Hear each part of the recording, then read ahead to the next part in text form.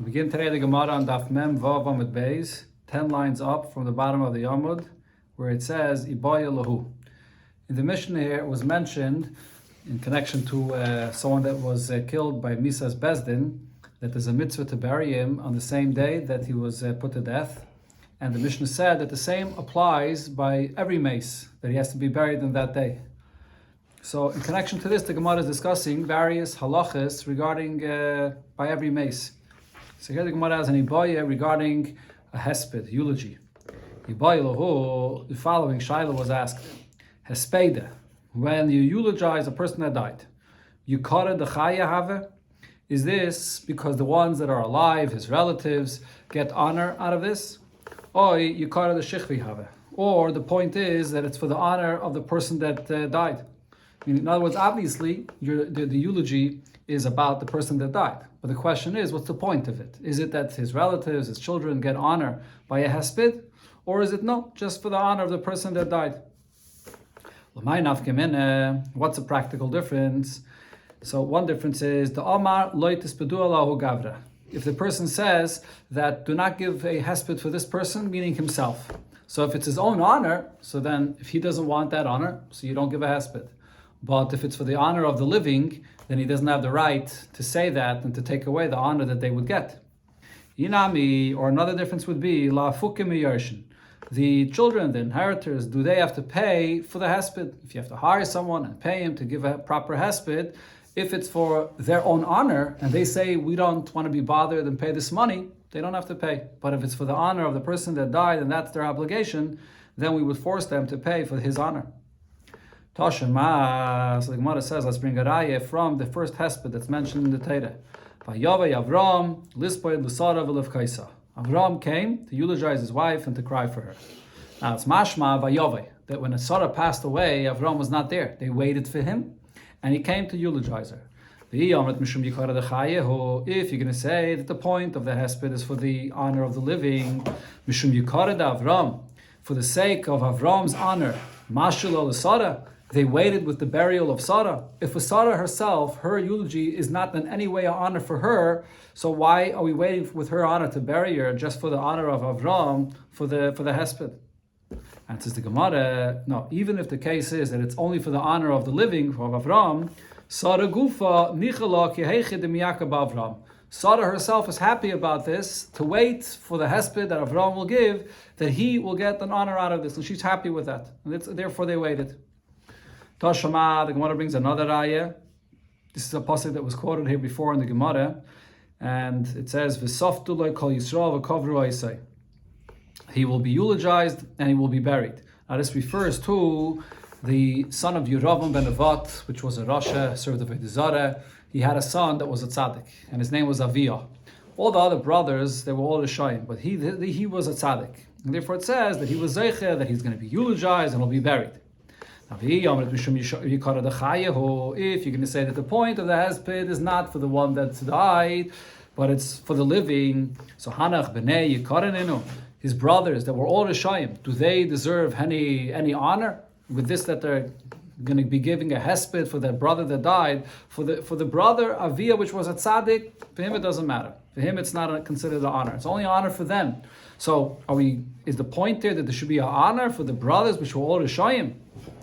And it says the Gemara, it is something which is that tzaddikim, a tzaddik that dies, it makes him happy that there are other people that get honor out of this, even if honor when they eulogize him, but even if the people that are getting this honor are not tzaddikim. In this case, Avi's brothers were Rishayim, but nevertheless, tzaddikim, a tzaddik that dies, is happy that his relatives get honor by a hesped, including if his brothers are not tzaddikim. Tashama, the Gemara tries to bring another ayah, also from a pasuk that was quoted here earlier regarding Rishayim. Certain Rishayim at that time, so the pasuk says, Lo yispedu v'lo yikavru. They will not be eulogized and they will not be buried. So over here we see, because the ones that died are Rishayim, their punishment is that they're not going to be eulogized. Now if you say though that the point of the hesped is not for the one that dies, it's for the relatives that are alive. So even if the ones that died were Rishayim, but their relatives could be tzaddikim, so why shouldn't we have a hesped so that the brothers or the relatives that are tzaddikim should have their honor? So the Gemara answers, even if you're going to say that the point of the hesped is for the honor of the living, and the living could be tzaddikim, but they, the tzaddikim that are alive, are not happy about getting honor out of their relative, which is a Rosha. Toshama, the Gemara tries to bring another raya. This is a pasuk that it says by Tzidkiyahu HaMelech.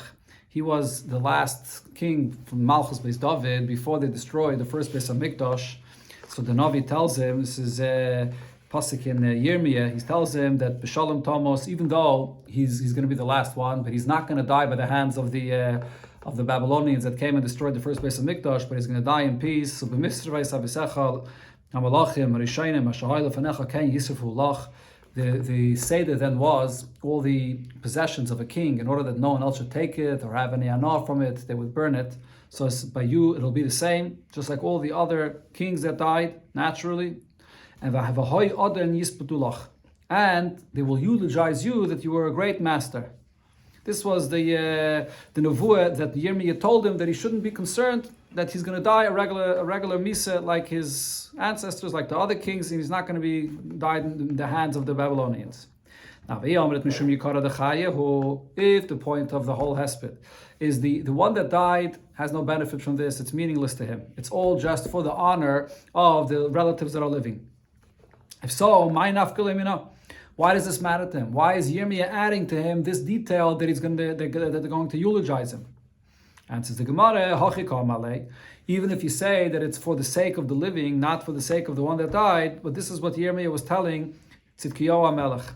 That the Yidden will get honor from you. When you pass away, they will eulogize you, and Yidden will get honor from you. Just like Yidden got honor when other kings from the house of David died, and they gave a hesped, and they got honor from this, all the Yidden will get honor from you in the same way. So this itself is telling him that part of the point that the Navi is telling him that it'll pass away, similar to the way it is by the other kings that passed away. Toshama, the Gemara tries to bring a raya. The pasuk in Tillim says, Nivze be'einov nimos. The one that's embarrassed and in his eyes, and he's despicable. So what is this pasuk talking about? Over there it says in the pasuk before, Rashi brings, Miyala bahar Hashem, Niki chapayim v'var levov. And then it says, Nivze be'einov nimos. So this pasuk of Nivze be'einov nimos, the Gemara darshans, that Zeh, the Brisa says, Zeh Chizkiyahu melech Yehuda. It refers to Chizkiyahu, one of the kings.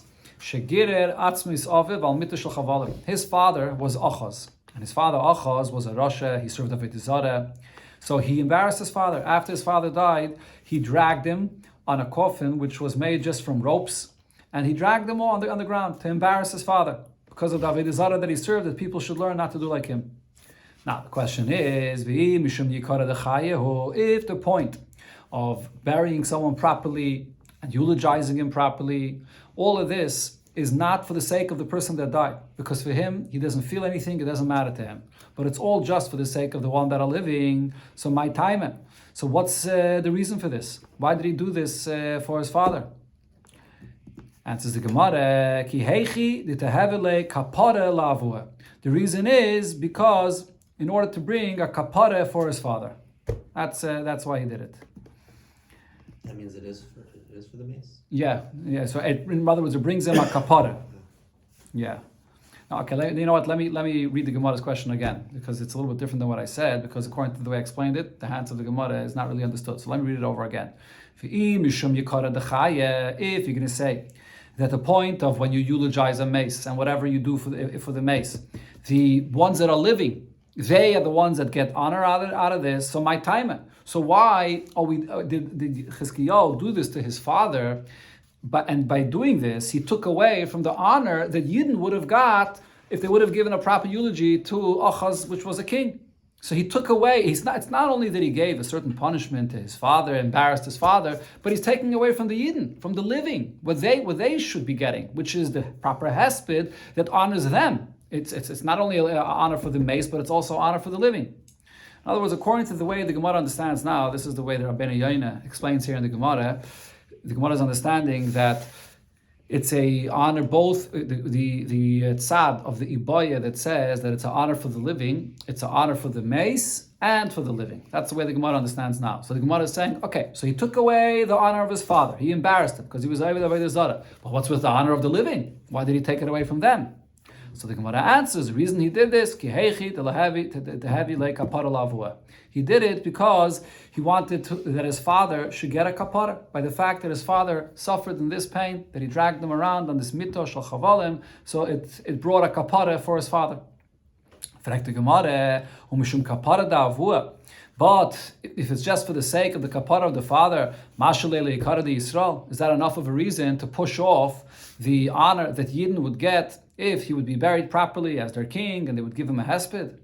And says the Gemara, Yisrael gufayir nichale lahu. The Yidden themselves are happy with this. The machli yikarayu legabe. The Yidden are meichel on their covet for his sake that he should get a proper kapara. And therefore, Chizkiyahu did this to his father in order that he should get this proper kapara. Toshama, the Gemara tries to bring another raya. This is when Rabbeinu HaKadosh passed away. So he said, Omar Lehen, he told them, now he passed away in the city Tzipairi. And they brought him, Rashi says, to a place, Beis Sha'arim, which was not in Tzipairi. They had to go from city to city till they came to the place where they buried him. So he said, Al tasbaduni ba'ayaris. Do not eulogize me in the small cities, because over there won't be a lot of people. You should only stop and eulogize me in the larger cities where there'll be a big gathering of a lot of people. Now, if you're going to say that the whole point of the hesped is just for the sake of the living, and now here the Gemara changes a little bit. This is the way that Rishonim explain this, and then the continuation of the Gemara as well. Now the Gemara understands that if you say that it's for the sake of the living, it means that for the person that died, it doesn't matter to him. The hesped, he doesn't feel it. It's meaningless to him. And therefore, now the Gemara is saying that this tzad that says it's Yikara Dechaya, it's only for the sake of the living. If so, my nafkalimina, why does it matter to Rabbeinu HaKadosh himself? Rabbeinu HaKadosh is saying that only in the big cities where there'll be a big crowd, there you should give me a hesped. In other words, he was saying this for the honor of his hesped, that it should be only in a case where he's going to get a lot of honor. But why is he demanding this if, anyways, for him, after he passes away, he doesn't feel anything about this? And says the Gemara, no, and Hanami, he wasn't demanding it for his own honor. Kasavar lis yakru be Yisrael tfei. He was saying it for the sake of the living, for the sake of the Yidden. Here's their great leader, Rabbeinu HaKadosh, had passed away. If he's going to be eulogized in the great cities where there's many people, then it's going to be an honor for the Yidden. That's what he was demanding. Toshama, the Gemara tries to bring a eye from another Brais.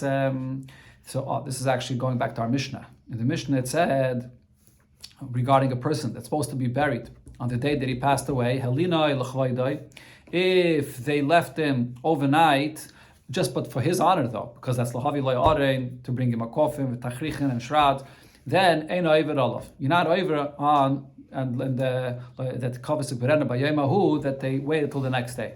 Now, what does the Mishnah mean when it says that helina lechvaydai my la lechvayda shel meis? All of this, that they waited till the next day, this is for the honor of the person that died. So the Gemara is comparing now. Here we see in the Gemara that just like we're discussing regarding the hesped, whether it matters to the mace or it doesn't matter to the mace at all. Yeah, hesped, no hesped, it's all just for the sake of the living. The same is with the other things. All the other things that are done regarding the burial of the mace, that here we see that it's a covet for the mace himself. He feels this and it matters to him. Says the Gemara, that's not necessarily the meaning of the word l'chvayda in the Mishnah. L'chvayda shalchai. It could be for the honor of the living. That's what the Mishnah meant. That for the honor of the living, they pushed off the levaya to the next day. The Gemara, but how could you say this? If it's just the covet of the person, the people that are alive, so you're pushing off when the mace is going to be overnight. Even though for the mace it doesn't matter, he doesn't need this covet, but we're pushing off burying him for the covet of the people that are alive. And says the Gemara yes, we do this because Kiyama Rachmana.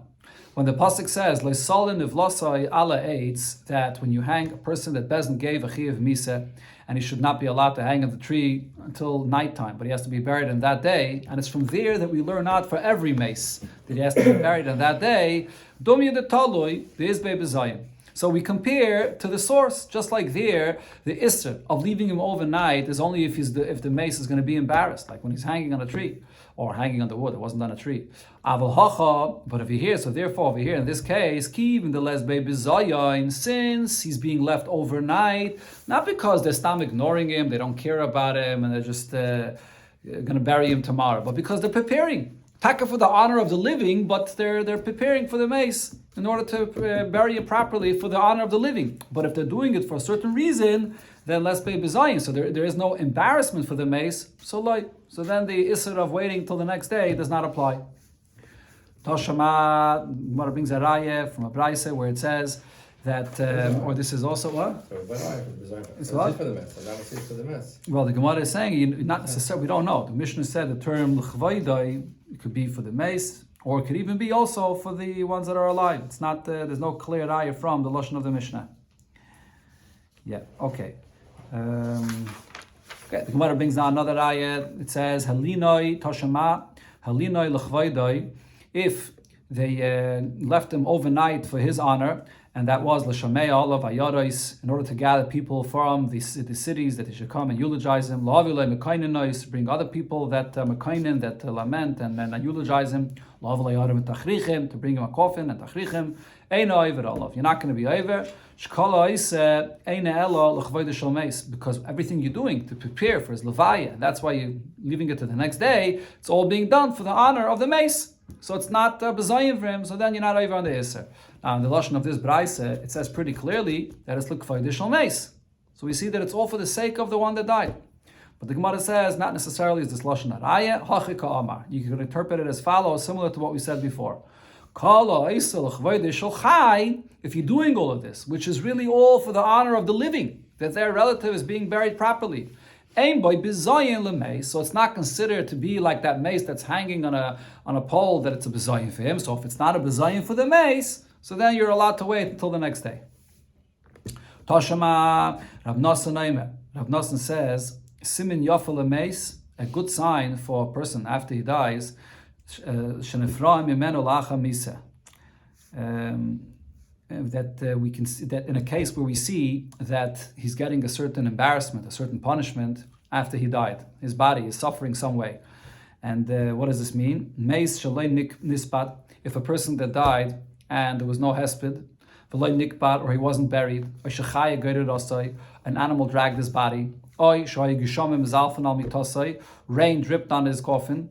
These are things that were all embarrassing for the mace. Zeo simin yofel mace. All these things, if it happens to a person after he dies, it's a good sign for the mace, because what this means is that instead of him being punished in the Ganei in Bailam Haba, he's getting his punishment here in Bailam Hazeh, and then he has a kapara with this, and he can go straight into Gan Eden. So therefore, it's a good sign for him.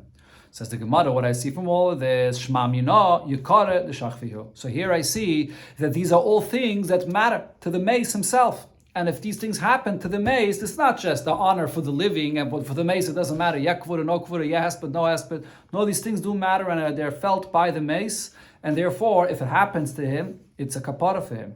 Shema Mina, this is a raya that the hesped and all the other details here, the kvura and so on, is all for the sake of the mace himself. Going on to the Mishnah, it said, Loi hoyu koivrim, that they wouldn't bury that person that was killed by the Bezdin, and Misa's Bezdin, he wouldn't be buried in a cemetery together with his family. They would bury, they'd have a special Beis HaKvaris for the ones that were killed by the Bezdin, and as the Mishnah said actually, that there were two Bati Kvaris. One was for Neherogin and Nechnokin, and the other was for Niskalin and Nisraf, which the Gemara is going to discuss in a moment. Okay, so the question is, V'kol kach lama, why is it to this extent? Why don't we bury him together with his family? We can't bury a Rasha together with a tzaddik. Rabbi said, what's the source that you don't bury a Rasha near a tzaddik? Because the pasuk says, they were burying a person. Then they saw an army. This was an army of Moya that was coming to attack. So they got all afraid. So they threw this body of this person where? The cave at Elisha. In a cave, in a place where Elisha was buried, so they didn't have to dig a burial spot for him. So they just put him there in this cave, in the Maira, in a cave where Elisha was buried. Vayelach vayaga ha'ish ba'atzmis Elisha. The body of this person that they just buried touched the body of Elisha that was buried there. Now this person that was buried, so Rashi brings here, who was this? This was a Navi Sheker in that time that died. And this Navi Sheker went, they went and they buried him in a hurry, right near Elisha, and it touched the body of Elisha. What happened? Vayokom al Raglov, because he touched Vayechi, that is, Vayechi Vayokom al Raglov, Tchias HaMesim. He got up the mace because Elisha didn't want him to be buried near him. So a mess happened and it was Tchias HaMesim. He got up on his feet and he walked to a different location and he died there to be buried, not right near Elisha, not right near a tzaddik. So from here we see clearly that a Rasha is not supposed to be buried near a tzaddik. The mace, no, the mace. No, Elisha was buried in his place. This mace, this Navi Sheker, had Tchias HaMesim for a few moments to be able to walk away and be buried somewhere else. So here we see that a Rosh is not buried near tzaddik. Rav Papa asks, how do you know that this is the reason why it happened? V'dilme, maybe the reason this happened is l'kiyuma, in order to fulfill a promise that Eliyahu Navi gave to Elisha. He said, "V'yihino pi shnayim beruchacha," that you'll be twice. V'yihino pi shnayim beruchacha Eloi. You'll be twice as great as me in your spirit. And now, what does this mean? Eliyahu Navi, we find that he was Machaya Mesim once. Elisha was also Machaya Mesim once in his lifetime. So maybe here the fact that he caused Tchias HaMesim a second time, it was just for the sake of the fulfillment of his koyach, that he should be twice as strong as Eliyahu, that he should be able to do Tchias HaMesim a second time. But in a regular situation, you're allowed to bury your Rasha near a tzaddik. Amalei, so Abaya answered, I'm sorry, Rav Papa asked this question. Who did he ask the question to? He asked this question to Abaya, according to the Girsa you have here. So Amalei, so Abaya answered, Ihochi, but if that's the case, Haina de Tanya, this is what it says, that Al Ragla Vamad, he got up on his feet and he walked away in order to be buried somewhere else. But he didn't go back home. There wasn't a real Tchias HaMesim. He just walked away and dropped dead again. So this is the fulfillment of the Pishnayim Buruchacha, that it was Machaya Mesim a second time. It wasn't really a Tchias HaMesim. It didn't really go home. It was, you see clearly, it was just for the sake of him to move away from where he was buried. Ella. Okay, so therefore the Gemara sticks with this source, that from here we see that a Rasha should not be buried near tzaddik. So Ella, now the Gemara goes back though to what we asked before, that V'hino Pishnayim Heichem Mishkachasla. This that Eliyahu tells Elisha that you're going to be twice as great in your spirit than me. Where was this fulfilled? Eliyahu Navi was Machaya Mesim once, and Elisha also. Where do we see that he was double as Eliyahu Navi? Answers the Gemara, Heichem Mishkachasla, it goes here again. Heichem Mishkachasla da'achye. Where do we see that he was Machaya Mesim yet again more than Eliyahu Navi? Amalei, so Abaya answered, we see that Rabbi Yochanan, that is, Rabbi Yochanan said, Sheripa Tzaras Naaman, that Elisha was able to heal the Tzaras of Naaman. Shishkula Kames, a person that has a Tzaras is considered to be like you're dead. And he healed this. The Chsiv al not he kames. It says, do not be, this is by Miriam actually, says she should not be like a mace. So from here we see that when he was able to heal this Tzaras, it's like a second time he was Machaya Mesim. That's how he was in this thing of Tchias HaMesim, twice as great as Eliyahu Navi. Okay, now the Gemara goes on to say, Kishem she'ein koivrin Rasha etzel tzaddik, just like you can't bury a Rasha near tzaddik, kach ein koivrin Rasha chamor etzel Rasha kal. And you also can't bury a Rasha that's a bigger Rasha than a Rasha that's not such a big Rasha as him. How do we see this? Because in the Mishnah it said, when they had the special Batei Kvaris for the ones that were killed by the Mises Bezdin, it wasn't just one Beis HaKvaris. There was those for Nerogim and Echnokim, which is a lighter Misa, and Iskalim and Israfim, which is a more severe Misa, for a higher level of a Rasha. But now the Gemara asks on this, if so, well, this can arba kavaris. So they should have prepared and had 4 batei kvaris for each different level of misa. The 4 misas, they're not on the same level of a rasha. And says the Gemara, shnei kvaris, Gemara gemiri law. The fact that there was only 2, this is a halacha l'moshe misinai, that it should be divided into 2. Okay, the Gemara now begins a new inyan, a new discussion, which will lead us back over here into explaining the continuation of the Mishnah. Omar Ula, Omar Rabbi Yochanan, Ula said in the name of Rabbi Yochanan, Achal chaylev, a person that ate forbidden fats, and if you eat forbidden fats b'shoigig, then you have to bring a carbon. Now v'hifrish carbon. So this person separated an animal to be brought as a carbon chatos. But then v'hemer dosai. This individual then converted, he dropped Yiddishkeit.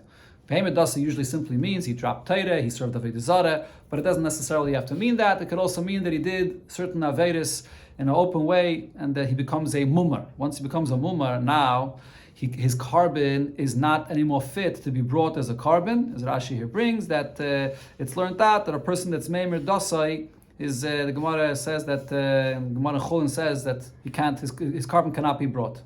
Now, this individual did shuvah. So now, once he did shuvah, could you now bring the carbon that he separated and prepared from before?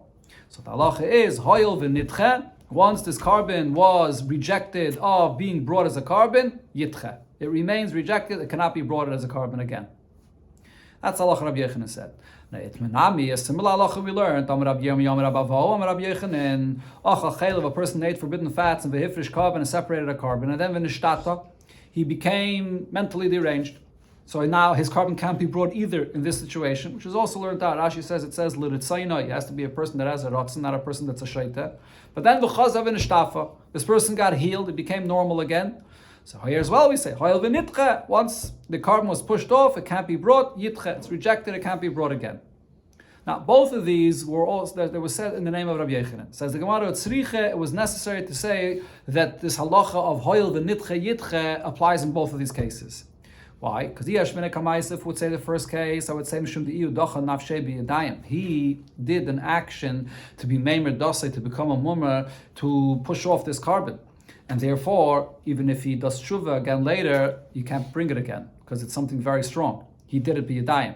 I'll hide them in Melekadochi, but maybe in a case where a person became unhealthy and it can't be brought as a cup, and it happened Memele, so that techiyah that it was rejected isn't as strong. So here I could actually say Kiyashan Dami. I could compare it to a person that was sleeping.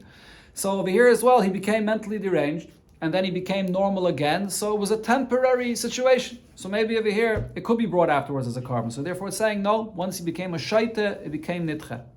On the other hand, if it would only say the case over here of the person that became a shaita, that once it's pushed off, it can't be brought as a carbon, I would say Mishum Dein B'Yodei Lachzer.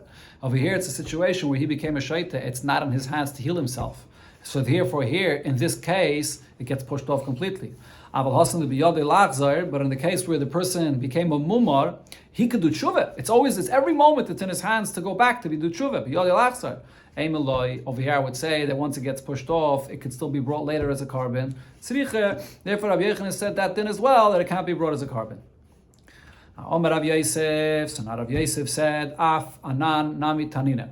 I'll bring you a proof from a Braise, or maybe it's a Mishnah here, it's later in the Masechta, to this halacha that once it's pushed off, it can't be brought again as a carbon. So it says as follows. Here it's talking about the Irani Dachas. What's the story with Irani Dachas? Besides the people in the Irani Dachas that all have to be killed, what else do you have to do?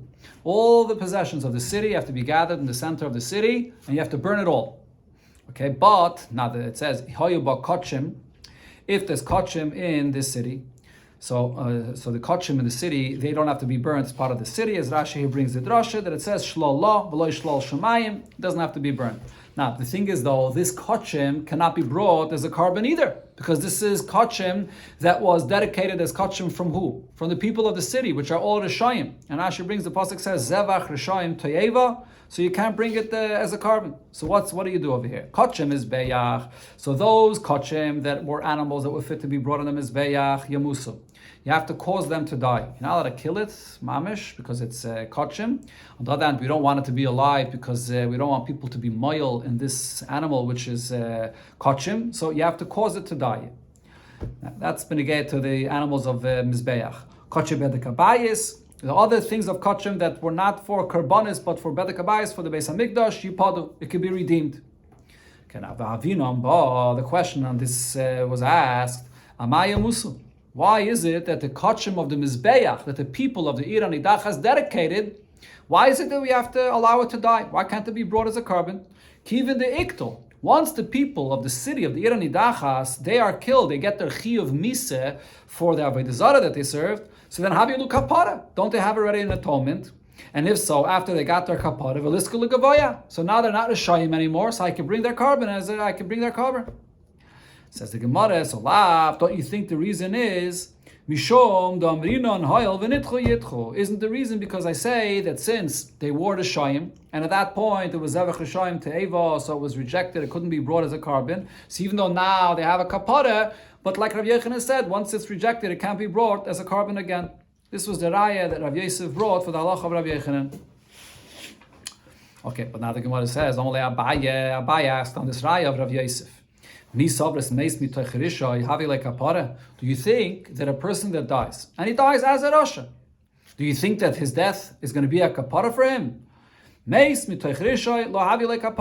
A person that dies and he's a Rasha, his death is not considered to be a kapara. So over here, these people of the Irani Dachas, they died, they were a Shayim. It's not a kapara for them, and therefore the carbon it cannot be brought as a carbon anymore. So it's not a raya to what Rabbi Yochanan said. Over here, they never have a kapara. The Tani, Rav Shmaya said as follows.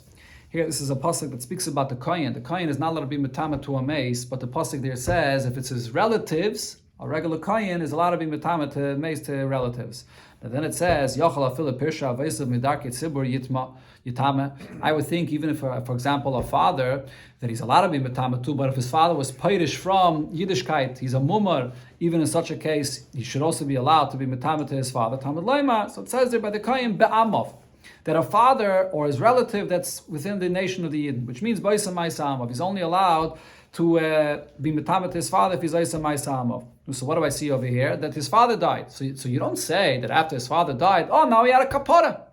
Since he died, so he was a Rasha in his lifetime, but now he died, he has a kapara, so the kohen can be metama to him. No, I don't say that. Even after he dies, the son, the kohen, is not allowed to be metama to his father. So I see that even after he dies, there's no kapara. No, but Rav asks on what Abaye asked. Rav is going to bring back the raya of Rav Yosef, and he says that the question of Abaye on Rav Yosef's raya is not a raya, not a question. So Rav asks, Mi komedamis. How could you compare nerag mitoich rishay, the case of the Irani Dachas that Rav Yosef was speaking about, which was the people of the Irani Dachas that the Bezdin gives them the chiyuv miseh, lemeis mitoich rishay, to a person that just naturally dies as a rasha. A person that just dies, since he's dying naturally, so for him, it's not a kapara when he dies. But a person that's killed by the Bezdin, because he was a Rasha, like the people by the Irani Dachas, since he didn't die regularly, that is considered to be a kapara. So therefore, the raya of Rav Yosef is still a raya. Why, by the people of the Irani Dachas, after they are put to death by Bezdin, can't we bring their animals as a carbon? The answer is because they were nitcha already. Once they're nitcha, you can't bring them as a carbon. And Rav brings a raya to what he said. There's a pasuk in Tehillim that says, the goyim came in your inheritance. They were tama the Beis Hamikdash, and then nasnu as livlas avadecha. The dead bodies of avodecha, of the Yidden, your servants that they killed, they gave to eat to the birds, and besar chasidecha, the flesh of your pious ones, l'chai siyara, so the animals to eat. So the pasuk here mentions that the goyim killed Yidden, and it refers to Yidden as avodecha and chasidecha, two categories. What are these two categories? Ma avodecha, ma chasidecha. What are these two categories? So don't you think the pshat is as follows? Chasidecha means chasidecha mamish. Those that were pious, those that were tzaddikim that the goyim killed. Now, what does avadecha mean? Who are the servants? Hanoch to mechayvi dina. Those that they were chayiv, that Bezdin was mechayiv them, that they're chayiv miseh, the meikara, meaning that these were people that in the beginning they wore rishayim. Now v'kiven the iktul, but now that they were killed by the goyim. After they were killed by the goyim, now they're referred to as avadecha, that they're servants of Hashem. Why? Because once they were killed, they already got their punishment and they got a kapara. So therefore, from here, Rava brings a raya that it's a difference between a person dying a natural death and a person that's killed. And when a person is killed not a natural death, over there he has a kapara. So now on this question of Rava, which brought back the raya of Rav Yosef, Abaye questions this itself. Even if there's a distinction between a natural death and a person that does not die a natural death, but there's even not dying a natural death, there could be two ways. How could you compare haruge malchus, people that are killed by goyim, that they're not dying a natural death, but they're also not dying justly. They're dying by goyim that are killing them. La haruge bezdin. to the case of the Irani Dachas that Rav Yosef was talking about before, when the people of the Irani Dachas were put to death by the Bezdin. And he says the difference is as follows: Haruge Malchos, in a case where the Goyim came and they killed these Yidden, Kivin the Shaloi Bedin Kamiktali, since they're not being killed properly with a din, with a Bezdin, Havilu Kapara. This is a very unusual death that will bring in a kapara for them. But Haruge Bezdin, however, the Harugim of the Bezdin, Kivin the Bedin Kamiktali, since they're being killed according to the din of the Bezdin, Loi Havilu Kapara. It won't be considered to be for them a kapara. And therefore, before in the Raya of Rav Yosef by the Irani Dachas, after they were killed, it's not necessarily a kapara for them. And now here, finally, after this whole discussion, we come back to our Mishnah. And he brings a Raya to our Mishnah for this. This is Abaya, it brings a Raya to our Mishnah, because Taid, I'll prove this to you. What does it say in our Mishnah? That a person that the Bezdin puts to death, he wasn't buried together with his family, with his fathers. Now, if you're going to say, Kivin the Iktel, have a look kapare, that once the Bezdin gives him his chiv mise, that itself is a kapare. So, likberu, he should be buried together with his father. Why not? Right now, he already had a kapare, he's a tzaddik. The point we said before is we don't want to bury a Rasha near a tzaddik, but after he was killed by the Bezdin, he already had his kapare, so he could be buried together with his family. Okay, so the Gemara says, no, it's not a raya from a Mishnah. Why? Because mise ukvure ba'ina. In order for it to be a kapara, the mise itself is not the kapara. It has to be mise and the burial. That's what brings the kapara. So b'shas you're coming to bury him, he doesn't have that kapara yet. So you can't bury him together with his family. You have to bury him in a different place. And only after he's buried, that's when he gets a kapara. Okay, but the Gemara asks on this, what does it say? Weiter in the Mishnah, Rabba de Barave asked, it said that Loi Hoyu Misablin, that the relatives of the one that got a Mises Bezdin, they would not mourn for him because he was a Rasha, and therefore they want him to have a kapara by the fact that they're not going to mourn for him. But the question is, and the Mishnah goes on to say, Elo Oinanin, only Oinanin, which Einanin is Elo Belev. That's the sadness in the heart, but a outward avelos, the shiva, and so on, that you don't do. But the question is, kiv the ikver, havilu kapare, that misa and the kvura, that's already the full kapare, so they havlo. So then they should be avelos, because at this point he's already a tzaddik, he doesn't need any additional kapare. And says the Gemara, no, there's something additional here necessary for his kapare, be'ina nami ikul basar. In order for the one put to death by Bezdin to have his kapare, it has to be the misa, the kvura, and that his body decomposes. That's when he gets his kapara. The Kanami, I'll prove this to you, because the Mishnah goes on to say, the Ktani in his akala basar, after the body of the one that Bezdin put to death, when his body decomposes, then malaktin samais, they gather the bones from where he was buried in this special Beis HaKvaras of the Bezdin, the Kaivan, and then you can go and bury him in his place together with his family. So I see that that's when he gets his final kapara. So therefore, once when he passes away, there's no inyan of avelos because he didn't get his kapara yet. Shmamino. So this is a proof here to this point. However, the another pshat in the Mishnah is Ravashi Yomar. Ravashi says that really the kapara of the misa, the one that got the misa's bezdin, the kapara is by the misa and by the kvura, he gets the kapara. Now, Ravashi says, when exactly is the kapara? Let's see. So Ravashi says as follows: Avelos mei masai kamascheles. From what point does this din of avelos start? When a person passes away, there's a din of aninus, einanin, but when does the din of avelos begin? Mistimas agailol. From the point of stimas agailol, according to Rashi, stimas agailol is when the coffin is put into the burial and it's covered. They're not the whole kvura with a stone, with a matzeva, but just the covering of the mace. That's the stimas agailol. Taisus disagrees. Taisus holds the stimas agailol is more than that. It's a even, a stone that you put on top of the mace. That's when the avelos begins. Kapare me'emes hakahavya. When is the full kapare of the one that Bezdin put to death? Michichazut tsar de kivre porta. When the person that's put to death, he sees the tsar of his burial a little bit, which is afterwards. When he's placed in the kvura, and there's another stage afterwards when he feels the pain of the kvura, that's when his full kapara is. The mess himself, yeah. So now hilkach, therefore, since at the moment when the avelis is supposed to start, which is by the stimus hagaylo, and then you can't be in his alba yet because he does not have his full kapara yet, he's still a rasha, so yitcho. Once the avelis could not take effect in the time that it would, so then it's pushed off and there's no avelis at all. Some say this is similar to the concept that we said before regarding the kachim.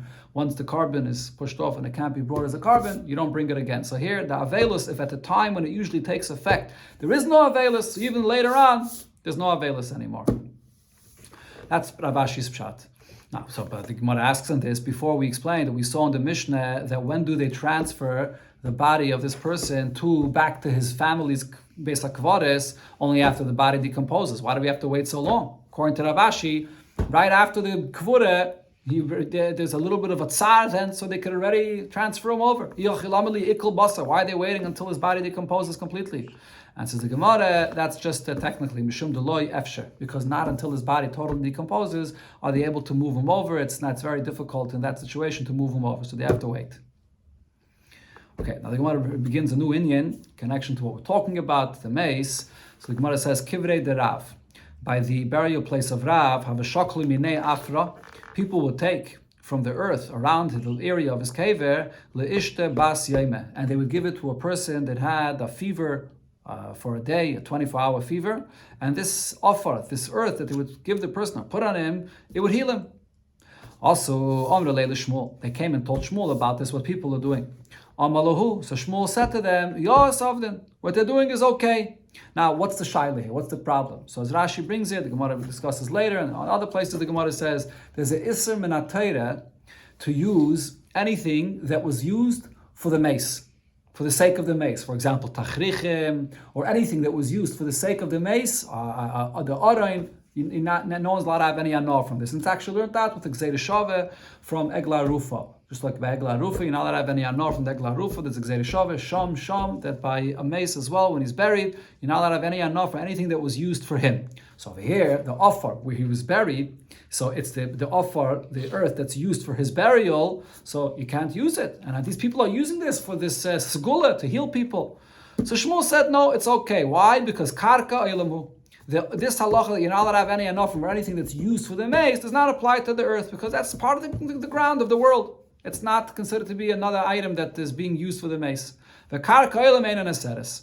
If it's part of the karka of the world, it doesn't become aser just because that's where the person is buried. And he brings a eye for this. The pasuk says, "Vayashlech es afra al kever bnei ha'am." He threw the earth on the burial of the places where the people were buried. This refers to a place where the people served Avodah Zarah and then they were buried. And he took the offer and he threw it, the offer of the Avodah Zarah that he burnt, and he threw it on the people that served Avodah Zarah that were buried there. But here, the Gemara Darshans, he said, you darshan as follows: Makish kever b'nei ha'am alvedas kachavim. We compare the kever of the people that were buried there to the Avodah Zarah that he took from the offer of the Avodah Zarah that he threw on them. Ma alvedas kachavim. Just like by Avodah Zarah, you also not allowed to have any anah from Avodah Zarah.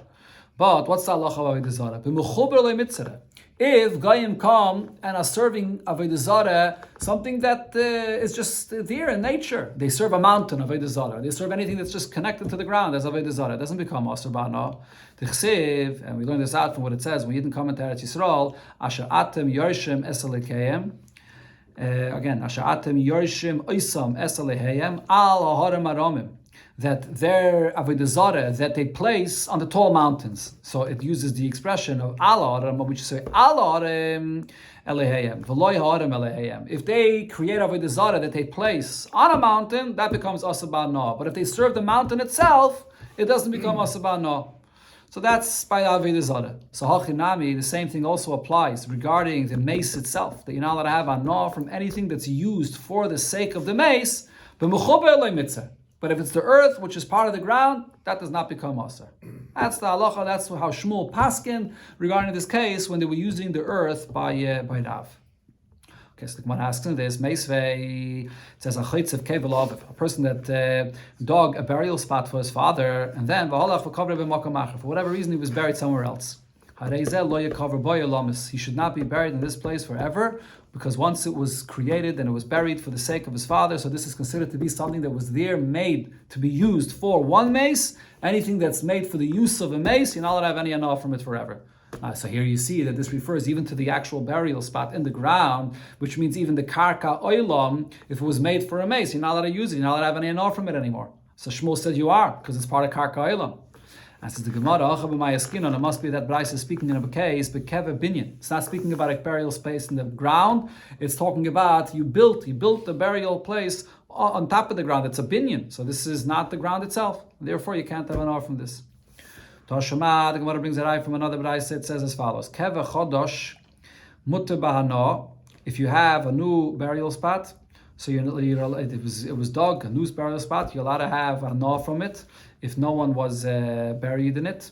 Hittel boy nafel. However, if even a nafel, which is a baby that didn't live 30 days, that was buried in it, and so then asaba no, you're not allowed to have any no from this caver. So you see here that even in the caver, you're not allowed to have a no from seemingly, even from the offer of the caver itself.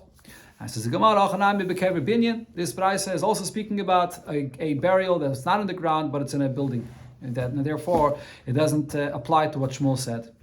Tashema, the Gemara asks another question from another Braisa. It says as follows: Nimtzat Oimer. It comes out as follows: that shalosh kvaros hein. There are three different categories of halachas regarding a kaver that you find. There's a kaver animtza. There's a person that finds a kaver in his field, in his property. Someone was buried there without the permission of the owner. Kever ayidua. Then there's another category of a kaver which is known, which the person was buried there with the permission of the owner of this place. And then a kaver amazik esarav. There's a kaver that is in a place where it's harming the public, in a place where the rabbim goes there and it's disturbing them. So what's the difference in the halacha between these three kinds of kvarim? Kever animtza, if it's a kever that was found in someone's property and he was buried there without the permission of the person, mutter lefanaisai. You're allowed to remove him from there to a different place, even though usually it's usher to remove someone from a place that he's buried, and it's a isser, minat could be, or maybe isser midarabanan. You're not allowed to remove him from this place. I think it's isser minat. But in this case, because the person he was buried there without the permission of the owner, so you don't have the right to that place. You're allowed to remove him. Pinahu, now after this mace was removed from this place, the place where the person was buried is tar. Usually there's exerim with the rabbanon that the place where a person is buried, that even if he's removed, the place is tameh. But in this case, because there was no permission for this, so the exerim doesn't apply and the place is tar. Umutter ba'na, and you're also allowed to have hana from that place. Now, kever ayidua, if it's a kever of a person that he was buried in, it's known and there was permission for him to be buried there, asal afanaisa, you're not allowed to remove him from this place. Pino, and if he was removed, mekaime tame. There's exerim the rabbana, the place is tame, and v'asabra no, and you're not allowed to have a no from this place. Now, kever amazik esarabim, a kever in a place that is mazik the people that are going there, the public that's going there. So now this person was buried there with rishus, but now it's a disturbance for the rabbim. You're allowed to move him away from this place, but Pino, now if he was removed from this place, the place is going to be Toher, but Vasabano, you're not allowed to have a no from that area. That's the three categories that it says over here. So what do you see over here? That there's an Isser Ano that applies even to a mace, the place that he was buried, which sounds like it's talking about the offer, that place where he was buried in the ground, it's Asaba Ano. So it's a question on Shmuel that said that the offer itself is Karka Olam and there's no Isser Ano. And says the Gemara, Hachanami bekever binyan. And so this case as well is also talking about a kever binyan that was built, a structure in these areas, these three categories. It's not talking about a mace buried in the ground. But a mace in the ground, you're allowed to take from the offer. Now the Gemara goes back to a detail that was said here in this Braise. The kever animtza mutter lefanaisai. You said that if you find a person buried in someone's property and there was no permission to bury him there, so then you're allowed to remove him from this place. But why? Dilma mace mitzvah. You don't know who this person that was buried here is. Maybe this is a mace mitzvah. A mace mitzvah is a person that there was nobody to bury him. And by a mes mitzvah, mace mitzvah kana mekaimai. A mes mitzvah, he acquires the spot where he was found dead and he's buried there. This is one of the conditions that Yeshua made when he came into Eretz Yisrael, that in order for people to want to bury this mace mitzvah, if they have to carry him someone else, they're not going to want to do it. So he's kainu mekayim and he's buried right there and you're not allowed to move him. So how do you know who this mace that you find here is? Maybe it's a mes mitzvah and you're not allowed to remove him. And says the Gemara, we're not concerned for this because mes shani mes mitzvah the kala isle. If it was a case of a mes mitzvah, that it would be known and therefore you would not remove him. But in this case, since we didn't hear about a mes mitzvah, so we're not concerned that it's a mes mitzvah, and therefore you are allowed to remove him from this place.